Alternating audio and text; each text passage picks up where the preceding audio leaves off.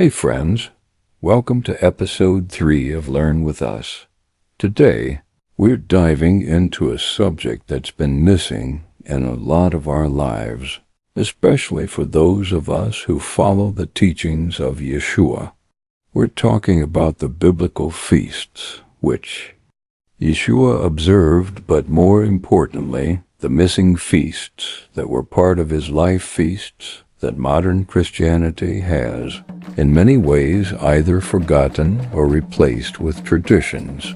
But did you know that these feasts are actually foundational to understanding Yeshua's mission? Yeah, that's right.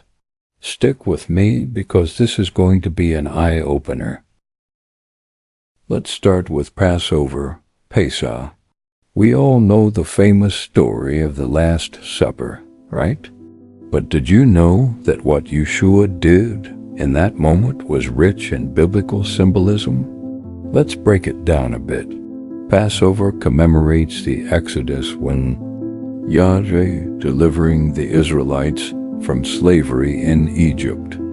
Every year, Jewish families observe the Passover meal or the Seder, and they retell the story of how the blood off the lamb was placed on their doorposts, so that the angel of death would then pass over them.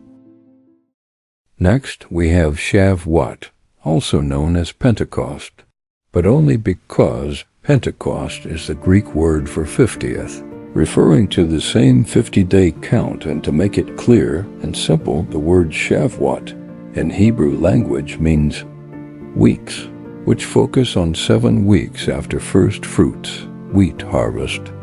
Giving of the Torah, while Pentecost in Greek language means 50th, which the focus on 50th day when Holy Spirit came that we read on Acts chapter 2. Again, to summarize, this feast marks the wheat harvest and also commemorates the day God gave the Torah, the law, to Moses on the Mount Sinai. So why is this significant? Well, the Holy Spirit's outpouring on Shavuot wasn't just random. It was purposeful. Just as God gave his law to his people at Sinai, he now gives the Holy Spirit to empower his people to live according to that law. Jeremiah 31 to 33, Ezekiel 36 to 26-27. It's no coincidence that Shavuot is the day the Holy Spirit of Yeshua that came to his people, which was then he called the Comforter, because it's the fulfillment of God's promise to transform our hearts and make us his own people. To add more context, the event in Acts 2 when the Holy Spirit was poured out happened on the biblical feast of Shavuot, not a new or separate holiday.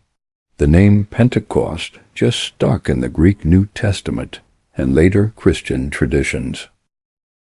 Let's take a deeper look at Sukkot, also known as the Feast of Tabernacles. This isn't just any feast. It's one of the major appointed times commanded by Yahweh in the Torah.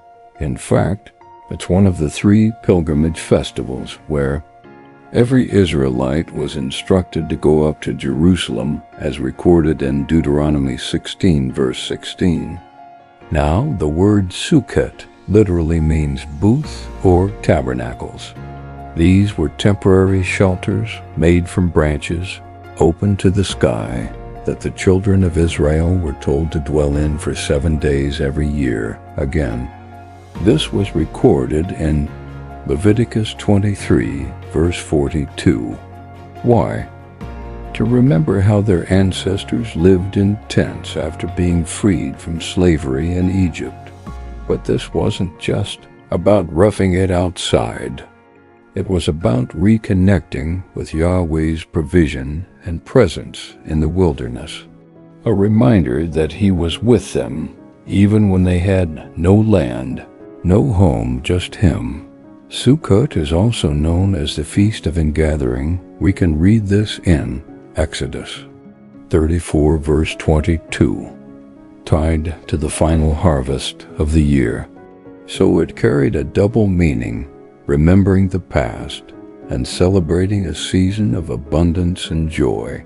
And yes, Yeshua, Jesus, kept this feast too. We can read it in John chapter 7. We read that he went up to Jerusalem for Sukkot. At first, he didn't go publicly. He arrived quietly during midweek, but once he was there, he began teaching in the temple courts. We refer this event in John 7 verse 14. But what's especially powerful is what he did on the last day of the feast. During Sukkot in the first century, the people and priests would take part in a special water ceremony. They would draw water from the pool of Siloam and pour it out on the altar, rejoicing, asking Yah for rain and blessing for the year ahead. And right at that moment, the last and greatest day of the feast, Yeshua stood up and cried out, "If any man thirst, let him come unto me and drink." This was also recorded in John 7 verse 37 to 38. Yeshua was actually connect himself directly to the meaning of the feast, saying he was the true source of living water, not in a symbolic way, but during the actual ancient ritual the people had known for centuries. Historically, this was no small moment. It was bold, timed with precision, and rich with meaning. He wasn't creating a new holiday. He was revealing the deeper purpose already built into Sukkot from the beginning. And here's something that often gets overlooked. Sukkot isn't just about the past. It also points forward to the time when Yahweh himself will dwell among his people again. The prophet Zechariah in chapter 14 says this, "And it shall come to pass that every one that is left of all the nations shall go up year by year to worship the King, the Lord of hosts, and to keep the Feast of Tabernacles." Zechariah 14 verse 16. That's right, in the future kingdom, all nations will come to Jerusalem to celebrate Sukkot. So Sukkot is past, present, and future all at once, remembering God's provision in the wilderness, recognizing the Messiah's presence during the feast, and awaiting the day he will dwell with us again. It's not just a feast, it's a living promise. Let's shift gears a bit. You may not know this, but there's a feast in the Hebrew Bible that's not mentioned much in the New Testament, even though it's an important part of the biblical calendar. It's called Purim. Purim is not only a celebration of God's deliverance, but it also represents the victory of good over evil, the triumph of God's sovereignty in the face of human plots, and his unwavering protection over his people. The story is found in the book of Esther, where the Jewish people were on the verge of annihilation due to the evil plans of Haman, a high-ranking official in the Persian Empire. Through the bravery of Queen Esther, God used her position to save all the Jewish people and turning the tables against their enemies. Purim is a feast of joy, remembrance, and celebration. It commemorates God's divine intervention in a time of great distress and his unfailing protection over his covenant people. It then also reminds us that even in seemingly hopeless situations, God is faithful to fulfill his promises and deliver his people from harm. Though the New Testament doesn't mention Purim specifically, the story itself is deeply significant to Jewish people, and it reflects God's eternal faithfulness, which continues to resonate through the centuries. And here's an interesting one. I know some, if not everyone, have heard about Hanukkah. And please don't get me wrong. I know a lot of people think of Hanukkah as just a Jewish holiday, and maybe even as one that isn't particularly important, especially in the New Testament. But here's the kicker. Yeshua actually celebrated Hanukkah in John 10:22-23. It tells us that Yeshua was in the temple during the festival of dedication, which is what Hanukkah is known as. This isn't just a minor detail. It's more about Yeshua's participation in Hanukkah highlights something deeper. The Feast of Dedication is all about the rededication of the temple after it was defiled by the Greeks, and it serves as a symbol of restoration and God's intervention in the midst of darkness. It celebrates God's light shining through in times of oppression and persecution. Hanukkah commemorates Yahweh's divine light during that miraculous event surrounding the Maccabean Revolt 167 BCE. The Greek king Antiochus IV Epiphanes had defiled the Second Temple in Jerusalem by installing an altar to the Greek god Zeus, even sacrificing pigs on the altar.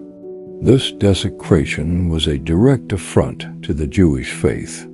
But through the courage of the Maccabees, a small group of Jewish rebels, God brought about a stunning victory, allowing the Jews to reclaim the temple and cleanse it from the defilement.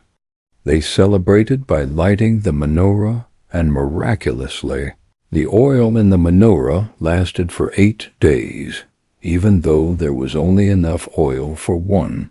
The miracle of the oil lasting 8 days and the rededication of the temple represents God's light triumphing over darkness and purifying what had been defiled. It's a celebration of restoration, both physically through the temple and spiritually as God's people reclaimed their sacred space. And here's the most profound part. Yeshua, the light of the world, was in the temple during this very celebration. This is significant because it shows that Yeshua came to fulfill the very purpose that Hanukkah represents, the restoration of God's people and His presence. Hanukkah is not just about historical freedom. It points to a prophetic fulfillment, the coming of the Messiah who brings true light into a world that is spiritually dark. So what happened? Why don't we observe these feasts today? Well, a lot of it has to do with the Roman Empire's influence on the early church.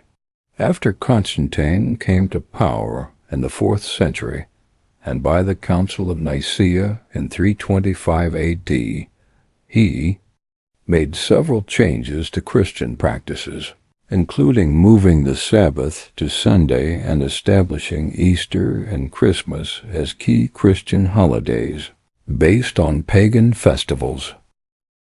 Now, you might be asking, why does it matter? Why should I care about these feasts today? Great question. Here's why. These feasts are more than just historical events. They are God's appointed times. They teach us about His salvation plan, and they give us a deeper relationship with Yeshua. When we restore the biblical feasts, we align ourselves with the rhythms of God's story. Now, how can you restore these feasts in your life? Well, start by learning about them. Read the scriptures where Yeshua kept these feasts. Talk with others who are also exploring this journey. Consider celebrating the biblical feasts in your own home. Passover, as an example, doesn't have to look like Easter. Also, Sukkot and the rest of the feast doesn't have to be a temporary thing. It's about embracing God's plan for His people. Let's not miss out on the beauty and depth of God's calendar. By celebrating these biblical feasts, we connect with the heart of Yeshua's mission, and we join in God's story. So let's rediscover these feasts, celebrate them, and walk in the full understanding of what God has done and will do. Hey, Thanks for joining us in this deep dive into the missing feasts. If you found this helpful, make sure to like, share, and subscribe. I'll see you in the next episode of Learn with Us. Until then, may you be blessed as you walk in the fullness of God's appointed times, and may you find favor and be blessed by Yah.